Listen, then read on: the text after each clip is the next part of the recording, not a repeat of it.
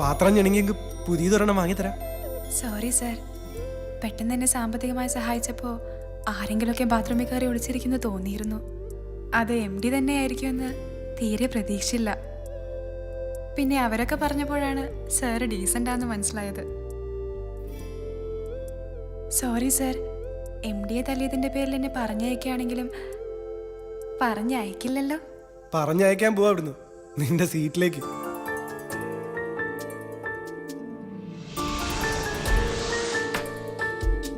പോയിക്കോ.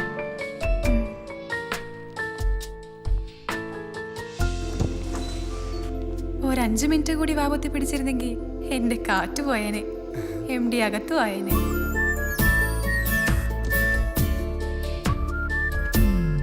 ഇത്രയും ചേരാതെ അല്പം ദൂരെ നിന്നാലും ആരെങ്കിലും കാണാലോ. ഒന്ന് മുട്ടി നിന്നതാ, എന്നാലേ നിന്റെയൊക്കെ മനസ്സിലിരിപ്പ് പിടികിട്ടു. എന്നിട്ടെന്താ കിട്ടിയത്? ഭാഗികമായ താല്പര്യമുണ്ട്, അല്ലെങ്കിൽ എപ്പോഴേ തടി മാറ്റിയാണ്. ചിരിച്ചപ്പോൾ ആത്മവിശ്വാസം കൂടി. അവർ രണ്ടുപേരും ലൈനായെന്നാ തോന്നുന്നത്. നമുക്കും കൂടെ അങ്ങ് ആയാലോ? നിനക്ക് എന്നെ അതിന് സഹിക്കാൻ പറ്റുമോ? അത് മാത്രമേ ഉള്ളൊരു പ്രശ്നം. നോക്കാം, ഇപ്പൊ ഇവിടെ സഹിക്കുന്നില്ലേ?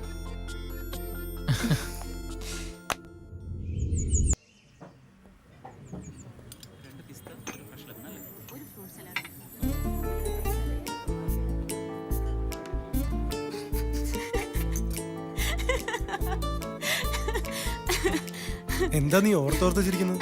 അല്ല, നിങ്ങളുടെ ഇരിപ്പ് കണ്ട് ചിരിച്ചു പോയതാ. നിങ്ങളുടെ ആരാ ചത്തത്?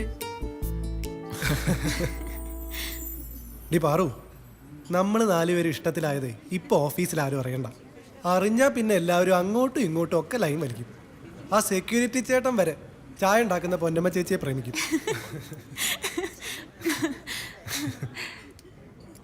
ആരെ വേണമെങ്കിലും പ്രണയിച്ചോട്ടെ, എനിക്കൊന്നേ പറയാനുള്ളൂ, നമ്മൾ പിണങ്ങരുത് ഒരിക്കലും. എനിക്കൊരു ജീവിതം കിട്ടിയത് ഇപ്പോഴാ. ഇനി എൻ്റെ കാര്യങ്ങൾ ഇവള് കൂടി അറിയട്ടെ, അല്ലടാ? പറഞ്ഞു. ഞാൻ എൻ്റെ ഒരു അമ്മാവൻ്റെ കൂടെ താമസം. അച്ഛനും അമ്മയും മരിച്ചെന്നും ഇല്ലെന്നും ഒക്കെ പറയുന്നുണ്ട്. ഞാനിതുവരെ കണ്ടിട്ടില്ല. പിന്നെ ആകെ കൂടിയുള്ള വരുമാനം എന്ന് പറയുന്നത് ആ നാടാക്കളിൽ നിന്ന് കിട്ടുന്നതാ. അതിപ്പം നോക്കി നടത്തുന്നത് എൻ്റെ കൂടെയുള്ള ചന്തുവാ. ഇനി എൻ്റെ ആകെയുള്ള പ്രതീക്ഷ ത്രിമൂർത്തി അസോസിയേറ്റ്സും നിങ്ങളും ഒക്കെയാ. ഹേ, നിനക്കിത് എന്ത് പറ്റിയടാ? നിന്റെ അവസ്ഥ പോലെ തന്നെയല്ലേ എൻ്റെതും. അല്പം കൂടുതലാണെങ്കിലേ ഉള്ളൂ. നിനക്ക് വണ്ടിയുടെ CC അടയ്ക്കാനൊന്നുമില്ലല്ലോ. ജാനകി ആണെങ്കിലും പ്രശ്നത്തിലാ. കൂട്ടത്തിൽ ഇവള് മാത്രമേ ഉള്ളൂ സേഫ്. അങ്ങനെ കരുതണ്ട. നമ്മൾ 4 പേരിൽ ആർക്ക് പ്രശ്നം വന്നാലും എന്റെ ഷെയർ വാങ്ങിയിട്ടാണെങ്കിലും ഞാൻ ആ പ്രശ്നം പരിഹരിക്കും. നമ്മൾ ഇനി ഒരുമിച്ചാ. മറ്റാരുടെയോ പണം വെച്ചിട്ടാ നമ്മൾ ഈ കളിയൊക്കെ കളിക്കുന്നത്. പക്ഷെ ഭാഗ്യം മൊത്തം നമ്മുടെ പക്ഷത്താ. ഒരു ഇടിവെട്ട് ഡീല് വന്നിട്ടുണ്ട്. ഇന്നലെ വരെയും പറയാൻ എനിക്ക് പേടിയായിരുന്നു. പക്ഷെ ഇപ്പം പറയാം, 1 കോടി രൂപ ഉടൻ വേണം. 1.5 മാസത്തിനുള്ളിൽ 2 കോടിയായി തിരികെ വരും. ഒരു ഷോപ്പിംഗ് കോംപ്ലക്സിന്റെ സീലാ. നിനക്ക് കിട്ടിയ കാശിൽ ബാക്കി 1 കോടിയുണ്ട്. ഇത്രയും വലിയ ഡീലിന് വേണ്ടി അതൊന്നും എടുത്തൂടെ? അതാദ്യമേ സാജൻ പറഞ്ഞല്ലേ മുഴുവൻ കാശ് കൊടുക്കില്ലാന്ന്. നീ ഇടപെടണ്ട, അവൻ പറയട്ടെ. എടാ, നമ്മുടെ എല്ലാ പ്രശ്നങ്ങളും സോൾവ് ചെയ്യാൻ പറ്റുന്നൊരു ഡീലാ അത്. ഇനി ആ 1.5 കോടിയുടെ അവകാശം വന്നാലും നമുക്ക് തിരിച്ചു കൊടുക്കാൻ പറ്റും. അത് വേണ്ടടാ, വിട്ടേരെ. കണ്ടില്ലേ, അവന് താല്പര്യമില്ല. മിണ്ടായിരേടി. വെറും 50 ലക്ഷം രൂപയെന്നാ നമ്മൾ ഇത്ര എത്തിയത്. എന്നെ വിശ്വാസം ഉണ്ടെങ്കിൽ നീ അതെടുക്ക്. ഞാൻ എടുത്തോണ്ട് വരാം.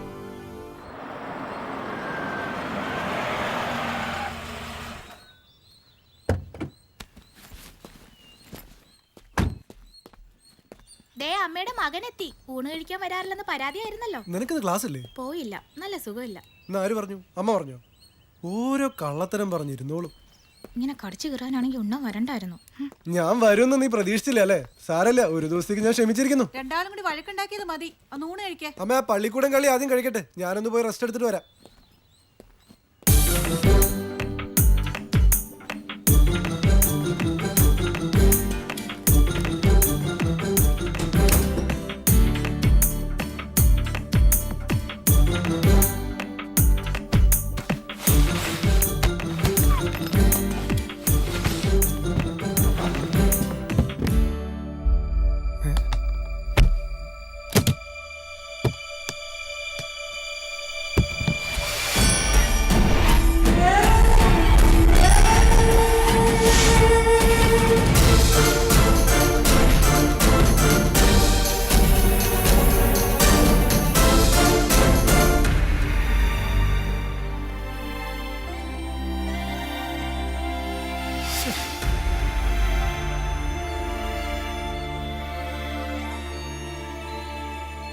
ആഹാ ഉറങ്ങാൻ പോയാലും ഇവിടെ വന്നിരിക്ക.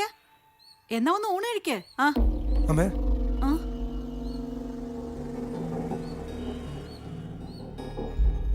ഒന്നുമില്ല, വെറുതെ വിളിച്ചതാ. നീ എന്താ വല്ലാണ്ടിരിക്കണേ? സുഖമില്ലേ നിനക്ക്? അമ്മ പോയിക്കോ, ഞാൻ വരാം. അമ്മേ എന്തിനാടാ ഇങ്ങനെ വിളിച്ചോണ്ടിരിക്കണത്? കാര്യം എന്തെങ്കിലും ഉണ്ടെങ്കിൽ പറ. ഇവിടെ ആരെങ്കിലും വന്നിരുന്നോ? ഇവിടുന്ന് പോകുന്നവര് വരുന്നതല്ലാതെ പിന്നെ വേറെ ആര് വരാനാ? സവിതയെ പെണ്ണ് കാണാൻ ഒരു കൂട്ടർ വരാന്ന് പറഞ്ഞു. അവള് ഹോസ്റ്റലിലായതുകൊണ്ട് ശനിയാഴ്ച വരാൻ പറഞ്ഞു. വെള്ളിയാഴ്ച വൈകിട്ട് അവളിവിടെ എത്തുമല്ലോ. വാടാ, വന്ന് ഊണ് കഴിക്ക്. എനിക്ക് വിശക്കണു. വാ.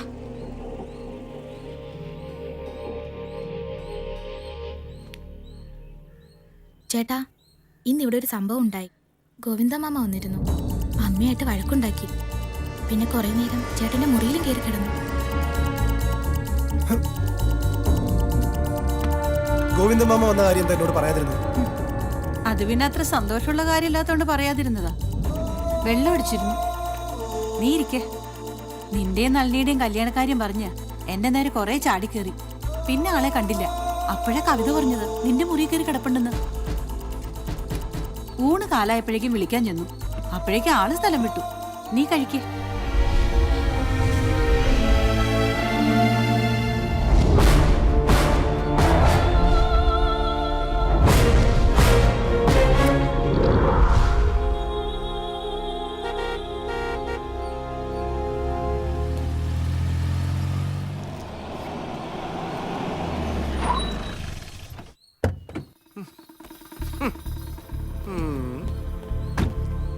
ഈ വണ്ടി കൊണ്ട് നടന്ന ആരോ വന്ന് തല കൊയ്ത് കളയും, മറ്റേത് കളയുന്നൊക്കെ നീ അല്ലേ വിളമ്പിയത്? എന്നിട്ടിപ്പോ എന്തായി? ഇത് വന്നതിന് ശേഷം എനിക്ക് ഭാഗ്യമാണ്. ഇതിനേക്കാൾ ചീപ്പായിട്ട് 2 വണ്ടി കൂടി കിട്ടി. അതും ഇതിന്റെ ഓണർമാരുടെ കയ്യിൽ നിന്ന് തന്നെ. ഞാനും അവന്മാരും തമ്മിൽ ഇപ്പൊ ഭയങ്കര കമ്പനിയാ. പിന്നെ ഇന്നാണെങ്കിൽ അപ്രതീക്ഷിതമായി ഇത്തിരി കാശും കിട്ടി. ഇത്തിരി എന്ന് പറഞ്ഞാൽ ഇത്തിരിയൊന്നും അല്ല, ഇമ്മണി കൂടുതലുണ്ട്. അതിൽ നിന്ന് എടുത്ത 2 വണ്ടി വാങ്ങിച്ചു. എടേ, എന്റെ മുല്യം പൂക്കും. നിന്റെ ത്രിമൂർത്തിയുടെ അപ്പുറത്ത് ഞാൻ ഏകമൂർത്തി എന്ന് പറഞ്ഞ് തുടങ്ങും. നോക്കിക്കോ.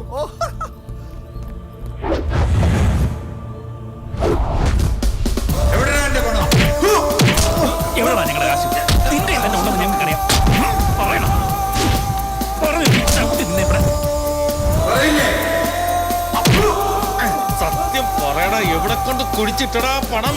കുട്ടടിച്ചോടാ രാസ്കൽ.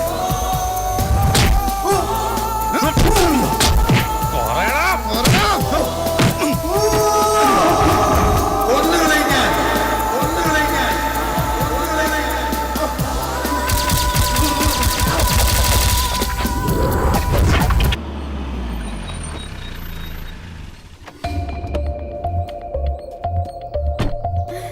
അമ്മേ, സാജേട്ടൻ വന്നു.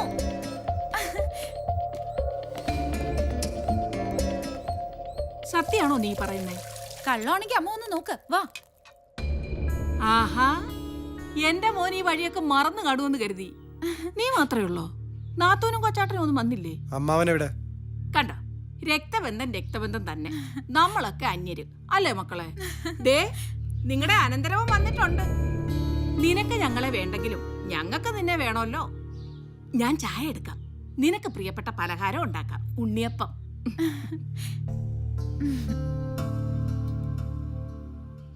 സാജേട്ടന്റെ മുഖത്തെന്താ കടന്നലൂത്തിയോ? വലിയ ജാടയാണെങ്കിൽ പോ. എണിക്കണ്ട, ഇരിക്കെ. അത്ര വലിയ ബഹുമാനമൊന്നും നിനക്ക് എന്നോടില്ലെന്ന് എനിക്കറിയാം. പിന്നെ ഒരാൾക്ക് ഭാഗ്യം വരുമ്പോ ശത്രു മിത്രമൊക്കെ ഒത്തുകൂടുവന്ന് കേട്ടിട്ടുണ്ട്. ആ, എന്നാ നീ ദൂരം ഒത്തിരി ഉണ്ടേ. സമയത്തിന് അവിടെ എത്തണം.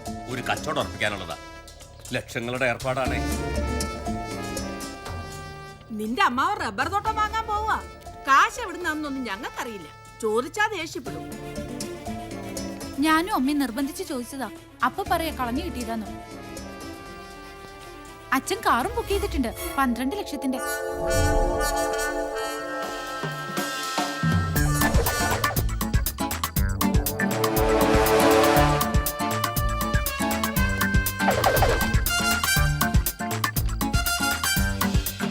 ഒറ്റ നോട്ടത്തിൽ ഇവിടെ കാണുന്ന ഫിംഗർ പ്രിന്റ്സ് എല്ലാം ഒരേപോലെ തന്നെയാ. ഒരു വിശാലം കുറിക്കാൻ എന്തെങ്കിലും എടുക്ക്.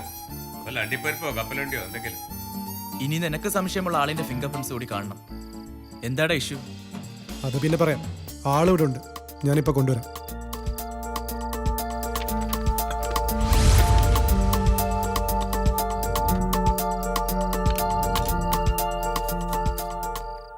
അങ്ങോട്ട് വന്നതുകൊണ്ട് മാത്രം അമ്മാവൻ ഇങ്ങോട്ട് വന്നത്. അല്ലെങ്കിൽ അന്നത്തോടെ വരവ് നിർത്തിയേനെ. അമ്മാവന്റെ ഉള്ളിൽ എന്തൊക്കെയോ ഉണ്ട്. എല്ലാം കൂടെ ഒഴിച്ചു കുടിച്ചിട്ട് വിളിച്ചു പറയാതിരുന്നാ നല്ലത്. നീ കുടിക്കോടെ. ബഹുമാനൊക്കെ അവിടെ ഇരിക്കട്ടെ, കുടിക്കൊക്കെ പറ. കുടിച്ചിട്ടില്ല, ഇന്ന് കുടിക്കാം. അമ്മാവനാ ഗുരു. ഓ, അതുകൊണ്ട് അമ്മാവൻ കുടിച്ച ഗ്ലാസ്സിൽ തന്നെ കുടിക്കാം. അതന്നെ വേണോ? വേറൊരു ഗ്ലാസ് ആയിക്കൂടെ? എൻ്റെ ഒരാഗ്രഹം. എനിക്കും ചില ആഗ്രഹങ്ങളൊക്കെ ഉണ്ട്. അതൊന്നും ഞാനിപ്പോ പറയുന്നില്ല. എന്തായാലും നിന്റെ ആഗ്രഹം ഞാൻ സാധിപ്പിച്ചു തരാം. സകല ദൈവങ്ങളെയും വിളിച്ച് പ്രാർത്ഥിച്ച് ഐശ്വര്യമായിട്ട് തുടങ്ങും. വേണ്ട, വെള്ളം ഞാൻ ഒഴിച്ചോളാം. ഓ. അമ്മാവന്റെ മുമ്പിലിരുന്ന് ബഹുമാനം കൊണ്ട് എനിക്ക് കുടിക്കാൻ പറ്റണില്ല. ഞാനങ്ങ് മാറി നിന്ന് കുടിച്ചോളാം. ഓ, ചവയ്ക്കാൻ. ഓ, വിശാലം, ഒരു ഗ്ലാസും കൂടി എടുത്തേ. ഗ്ലാസ്സിൽ കണ്ട അടയാളവും കട്ടിലിൽ കണ്ട അടയാളം സെയിം ആണ്. ശരിക്കും എന്താണ് നിന്റെ പ്രശ്നം എന്ന് പറഞ്ഞാലേ കൃത്യമായി ഹെൽപ്പ് ചെയ്യാൻ പറ്റും. ശരിക്കും എന്താണ് നിന്റെ പ്രശ്നം? എനിക്കറിയേണ്ടത് ഈ മുറിയിൽ എല്ലായിടത്തും കണ്ട വിരൽപ്പാടും ഈ ഗ്ലാസ്സിലെ വിരൽപ്പാടും ഒന്നാണോ എന്നാണ്. അതാണോ? അതെ.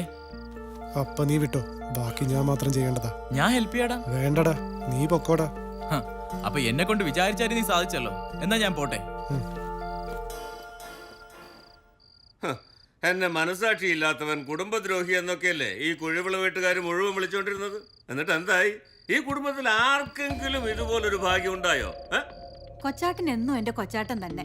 ഈ നാത്തൂനും അളിയനും എനിക്ക് എന്നും എന്റെ അളിയൻ തന്നെയാ. വാസുദേവൻ എന്ന പേര് വാസുട്ടി എന്ന ചെല്ലപ്പേരാക്കി മാറ്റി ആദ്യം വിളിച്ചത് ആരാ? ഈ ഞാനാ. പക്ഷെ നിങ്ങളാ സന്തതി ഉണ്ടല്ലോ, അവനെ പല മോനെന്ന് വിളിക്കണമെന്ന് പലപ്പോഴും എനിക്ക് തോന്നിയിട്ടുള്ളതാ. കള്ളു കുടിച്ചാ വയറ്റി കിടക്കണം. നിങ്ങളുടെ ആഗ്രഹം അവ സാധിച്ചു തരും. എന്റെ ഏതാഗ്രഹം? 10 പവൻ പോലും കിട്ടില്ലെന്ന് കരുതിയിട്ടല്ല എന്റെ മോളാവൻ വേണ്ടെന്ന് വെച്ചത്. ഇപ്പോ 10ന്റെ സ്ഥാനത്ത് പവൻ 100 കൊടുക്കാൻ പോകുന്നത്. കാറും കൊടുക്കും, ബുക്ക് ചെയ്തിട്ടുണ്ട്. പക്ഷെ കാര്യങ്ങളിലൊക്കെ ഒരു മാറ്റമുണ്ട്. ചെറുക്കൻ വിശാലം നിന്റെ മോനല്ല, നല്ല 1ാം തരം എഞ്ചിനീയർ. തോറ്റതല്ല, ജയിച്ചവൻ. നീതി കിട്ടിയ പോലെയല്ലേ എന്റെ കയ്യിൽ കാശ് വന്ന് ചേർന്നത്. അതും എത്രയാടി കമലം? വിശാലം എത്രയാ? അല്ലെങ്കിൽ വേണ്ട, അതൊന്നും നിങ്ങൾ ഇപ്പൊ അറിയണ്ട. ഓ, ഒന്ന് ഉറങ്ങി ഉണരുമ്പോഴേക്കും കൈ നിറയെ പണം.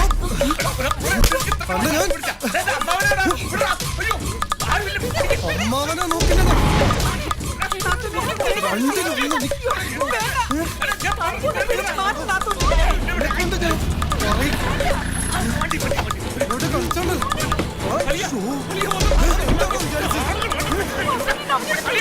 സ്വന്തം അമ്മാവനാണ് എടുത്തിട്ട് ഉരുട്ടുന്നത്.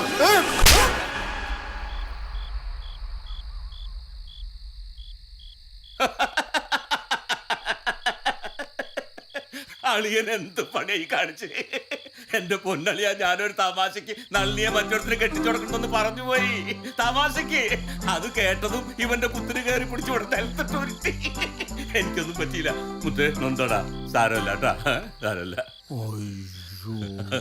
എന്നിട്ട് കേക്കളിയാ, അതൊന്ന് തിരുത്തി പറയാൻ ഒരു അവസരം തരണ്ട എനിക്ക്. ഇത് നമ്മൾ തമ്മിൽ നേരത്തെ പറഞ്ഞുറപ്പിച്ചിട്ടുള്ളല്ലേ. എന്റെ കൊച്ചിനെ ഇവനെ കൊടുക്കൂ.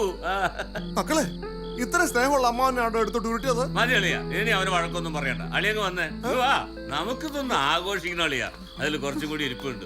നാത്തൂനെ, ഞാനിങ്ങ് പേടിച്ചു പോയി. ഞാനും വിചാരിച്ചു ചേർക്കാൻ എന്താ പറ്റിയ. സാജൻ എന്ന പേര് മാറ്റിയിട്ട് കാർക്കോടകന്നിടാം, അതാ ചേരുന്നേ.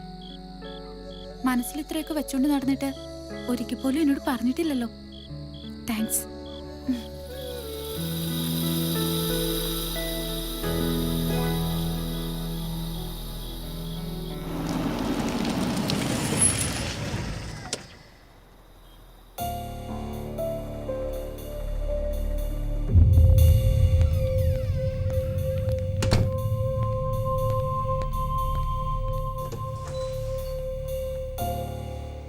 ദേ അവൻ വന്നു.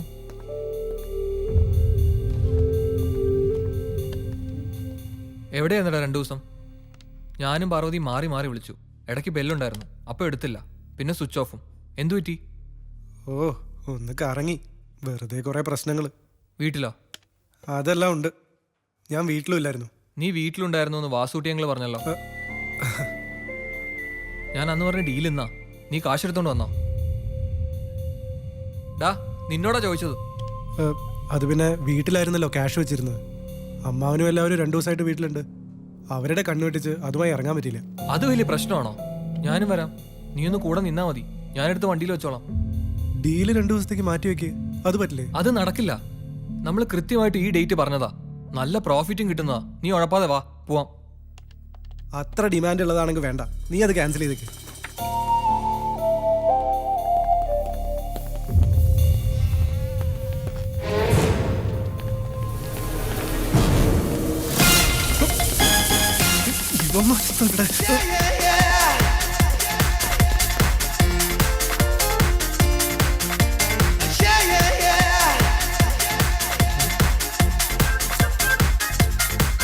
എന്തു പറ്റി? ഒന്നും പറ്റാതെ ഇവിടെ വന്ന് ഒളിച്ചു നിൽക്കാൻ എനിക്ക് എന്താ വട്ടുണ്ടോ? ചില നേരത്തെ വേലകളൊക്കെ കണ്ട വട്ടുണ്ടെന്ന് തോന്നും. ഞാനും കുറെ വിളിച്ചായിരുന്നു കേട്ടോ. കുറെ മെസ്സേജും കാണും ഫോണില്. അതൊക്കെ ആയുസിന് ബലം ഉണ്ടെങ്കിൽ ഞാൻ നോക്കിക്കോളാം. നീ ഇപ്പൊ ഒന്ന് പോകുന്നുണ്ടോ? അല്ലെങ്കിൽ ഞാനൊരു മെസ്സേജ് അങ്ങോട്ട് വിടും, പിന്നെ നീ എന്റെ മുഖത്ത് നോക്കത്തില്ല. ആ ബാത്റൂമിന്റെ സൈഡിലുള്ള വാതിൽ തുറന്നു കിടക്കാണോ? എനിക്കറിഞ്ഞൂടാ. അയ്യോ,